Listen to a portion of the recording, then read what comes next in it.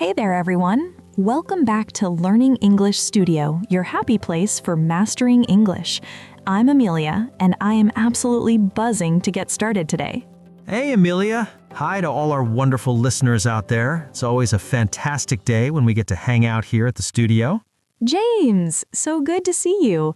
How are things? You've got that look like you've just discovered a new English shortcut or something. Is it that obvious? I'm doing great. Thanks for asking.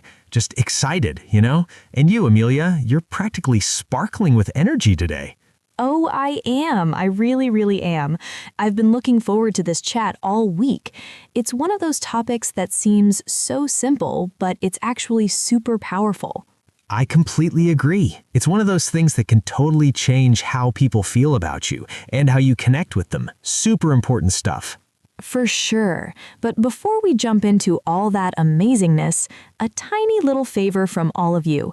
If you love what we do, please hit that subscribe button for Learning English Studio. And sharing our podcast with your friends, that would make our day. It really helps us keep making these for you. Okay, I think that's enough admin from me. James, are you ready to dive in? I was born ready. Let's do this. Awesome. So today we're talking about something we all do every single day in so many different ways. We're going to master the art of saying sorry and thank you in English. It sounds so basic, right? But there's a whole world of difference between just saying the words and really meaning them, and knowing which version to use when. That's so true, Amelia. It's like we learn "I'm sorry" and "thank you" on day one of learning English. But then you get into the real world and you hear people saying things like "my bad" or "I owe you one." And you're like, wait, what was that? Did I miss a lesson? Exactly. Or you see someone accidentally bump into another person and they say, "Oops, my apologies." And it sounds so different from a simple sorry. It can be really confusing. So today, we're going to break it all down. We'll look at the casual, the formal, the sincere, the quick, all the different shades of apology and gratitude. Yeah, it's all about context, isn't it? Saying sorry to your boss for being late to a meeting is a completely different ballgame from apologizing to your friend for forgetting to call them back. The words you choose, the tone you use, it all matters. Absolutely. And the same goes for saying thank you. A quick thanks to the barista is different from a heartfelt "I'm so grateful for your help" to a colleague who stayed late to help you finish a project. Let's start with apologies, shall we? What's the first thing that comes to mind when you think about saying sorry properly, James? I think the first thing is sincerity. You can say all the right words, but if your tone and body language don't match, people will know. In English, we have a lot of little phrases that show we mean it. For example, instead of just "I'm sorry," you might say "I'm so sorry" or "I'm really sorry." Adding those little adverbs makes a big difference. Oh, that's a great point. So and really add that extra layer of emphasis. It's like you're doubling down on the apology. What about for smaller, everyday things, like if you bump into someone on the street? Right. For those little incidents, you often hear people say, "Oh, sorry," or "Oops, my bad." My bad is really common in informal American English, especially among younger people. It's a very casual way to take responsibility for a small mistake. You wouldn't say "my bad" to your CEO, that's for sure. Definitely not. That would be a memorable career move, but probably not in a good way. So my bad is for friends, for casual situations. What about something a bit more formal, but not a huge disaster? Like if you're a few minutes late to meet a friend. For that, you could say, "Sorry I'm late," or "Apologies for being a bit behind schedule." Apologies is a slightly more formal version of sorry. You could also add a reason, which shows you respect their time. Something like, "I'm so sorry, the traffic was much worse than I expected." That's a good tip. Giving a brief, honest reason shows that you're not just dismissing their time. It shows you've thought about it. Let's move up this seriousness scale. What if you've made a more significant mistake, like you forgot an important deadline at work, or you said something that hurt a friend's feelings? Ooh, that's when you need to bring out the big guns. For a serious apology, you need to be more specific and show you understand the impact of your actions. You might start with something stronger like, "I am so incredibly sorry," or "I sincerely apologize." And then the most important part, you acknowledge what you did wrong. For example, I sincerely apologize for missing the deadline. I know this created extra work for everyone and put the project at risk, and that was not my intention. Wow, that's powerful. You're not just saying the words, you're showing you understand the consequences.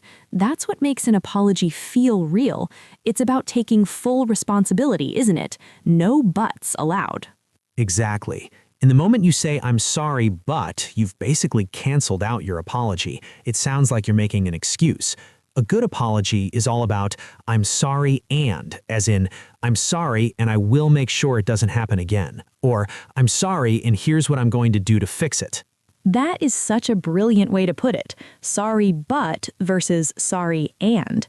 That's a golden rule right there. I think that's something that can be really hard for learners, because sometimes you do want to explain yourself, but the timing is key. Explain after you've apologized and taken responsibility, not as part of the apology itself. Precisely. And another thing to consider is cultural differences. In some cultures, people apologize very frequently as a form of politeness, even for things that aren't their fault.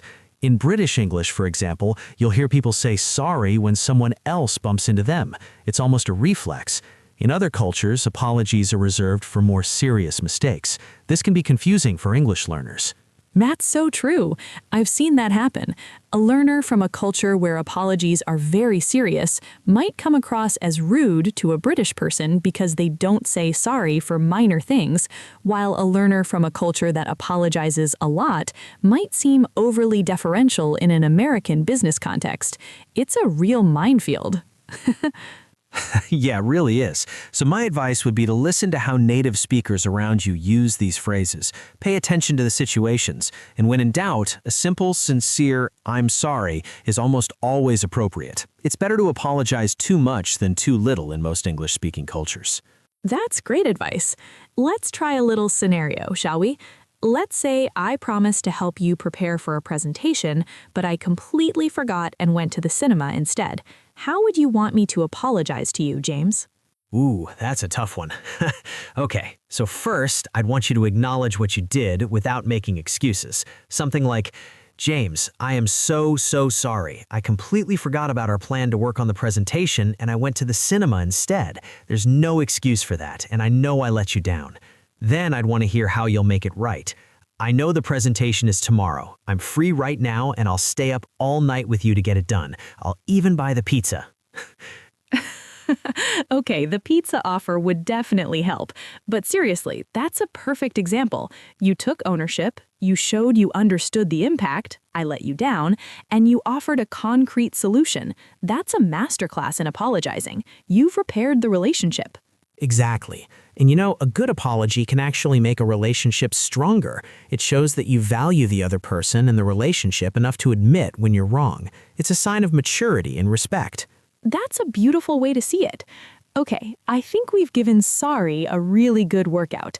Let's switch gears to the other side of the coin, saying thank you. This is the fun one. It's all about positivity and appreciation. Oh, I love this part. Saying thank you is one of the greatest joys in life, isn't it? It feels good to give and to receive gratitude. Just like with apologies, there are so many different ways to express it depending on the situation. Totally. Let's start with the basics. We all learn thank you, then we learn thanks. What's the difference? Thank you is generally a bit more formal and complete. Thanks is more casual and common in everyday speech. You'd probably say thank you to a stranger who holds the door for you, but you might say thanks to your friend who passes you the salt. Though honestly, either one would be fine in most situations. They're pretty interchangeable. Right. And then you can add adverbs here too, right? To make it stronger, like thank you so much or thanks a lot. Yes, absolutely. Thank you so much is a very sincere way to express extra gratitude. Thanks a lot is also common, but you have to be a little careful with your tone of voice. If you say it with a flat or sarcastic tone, it can actually mean the opposite. So one of those tricky English phrases where context is everything. Oh, that's a brilliant point. Sarcasm is a whole other level of English comprehension. So thanks a lot can be genuine or sarcastic. A learner would really need to pay attention to the speaker's tone and the situation. What are some other ways to express casual thanks? Well, you'll hear things like cheers in British and Australian English. It can mean thanks or goodbye. It's very versatile. You might also hear I appreciate it, which is a nice warm way to say thanks, or you're a star, or you're a lifesaver for when someone has really helped you out of a jam. You're a lifesaver is one of my favorites. It's so expressive. It really conveys how much the person's help meant. What about in a more formal or professional setting, if your boss gives you a great opportunity or a client gives you positive feedback? In a professional context, you want to sound grateful, but also professional. I really appreciate this opportunity is a great one. Thank you for your feedback. It's very helpful is another. You could also say, I'm very grateful for your support on this project. Using words like appreciate and grateful sounds a bit more formal and considered than just thanks. I like that. Appreciate and grateful are such warm, positive words. They feel very sincere. What about when someone does something truly amazing for you? Something that goes above and beyond? A simple thank you almost doesn't feel like enough, does it? No, it definitely doesn't. That's when you need to be more specific about why you're thankful. Instead of just thank you so much, you could say, I don't know what I would have done without your help. You stayed late to help me finish the report, and I am so incredibly grateful. I won't forget this. When you specify the action and its impact on you, it makes the thanks feel much more meaningful. That's so powerful. It's like you're painting a picture with your words. You're showing them that you see their effort and you understand the value of what they did. It makes the other person feel truly seen and valued. That's the real magic of a good thank you, isn't it? Exactly. It's about connection. A sincere thank you builds bridges and strengthens relationships. It's a positive feedback loop. When people feel appreciated, they're more likely to be helpful and kind in the future. It's a simple truth that a little gratitude goes a long way. That's a beautiful truth to live by. You know, we've talked about a lot of different phrases today. For our listeners who might be feeling a bit overwhelmed, what do you think is the most important thing to remember? What's the key takeaway? That's a good question. I think the most important thing is to be genuine. Whether you're apologizing or thanking someone, people can tell when you mean it. Don't just use phrases you've memorized from a textbook. Think about what you actually want to communicate. Are you sorry? Are you grateful? Let that feeling guide your words. And don't be afraid to keep it simple. A sincere, I'm so sorry, or thank you so much is worth more than a dozen insincere fancy phrases. That's perfect advice. Be genuine. It's so simple, but so true. Authenticity is what connects us as people, no matter what language we're speaking. And practice, of course. The more you use these phrases in real situations, the more natural they'll become. Definitely. And don't be afraid to get it wrong sometimes. Native speakers use these phrases differently too. The most important thing is that you're trying to connect with people in a kind and respectful way. That effort is what people will remember. Well said, James. This has been such an enlightening conversation. I feel like we've really unpacked the art of the apology and the joy of gratitude today. It's given me a lot to think about in my own daily interactions. Me too. It's been a lot of fun. I hope our listeners feel more confident now about navigating these important social moments in English. I'm sure they do. And now it's time for my favorite part of the show, where we get to hear from you, our amazing listeners. We want this to be a conversation, not just a lecture. So we've got a little challenge for you all today. Ooh, I love a good challenge. Let's hear it. Okay, so here's what we're thinking. We want you to practice what you've learned. We're going to give you 2 scenarios, and we want you to write in the comments how you would handle them. This is your chance to try out some of the phrases we talked about. Ready? Ready. I'm excited to see what everyone comes up with. Great. Scenario number 1 is you accidentally spill coffee on your friend's new book. What do you say to apologize? You can choose from these styles or create your own. Option A, the quick and casual, like, oh my gosh, I'm so sorry. Option B, the sincere and responsible, like, I am so incredibly sorry. I feel terrible. Let me buy you a new one right away. Or option C, your own unique, perfect apology. Let us know which one you'd pick and why. Ooh, that's a tough one. A new book, The Horror. I can't wait to read the responses. What's scenario number 2? Scenario number 2 is all about gratitude. Your classmate spent 2 hours explaining a difficult grammar point for you before a big test. How do you say thank you? Again, you have options. Option A, the simple and sweet, like, "Thank you so much for your help. I really appreciate it." Option B, the enthusiastic and specific, like, "You are an absolute lifesaver. I was so lost before you explained that. I couldn't have done it without you. Thank you." Or option C, your own fantastic expression of gratitude. These are great. They really make you think about the situation and the relationship. I love it. So everyone get your thinking caps on and write your answers in the comments below.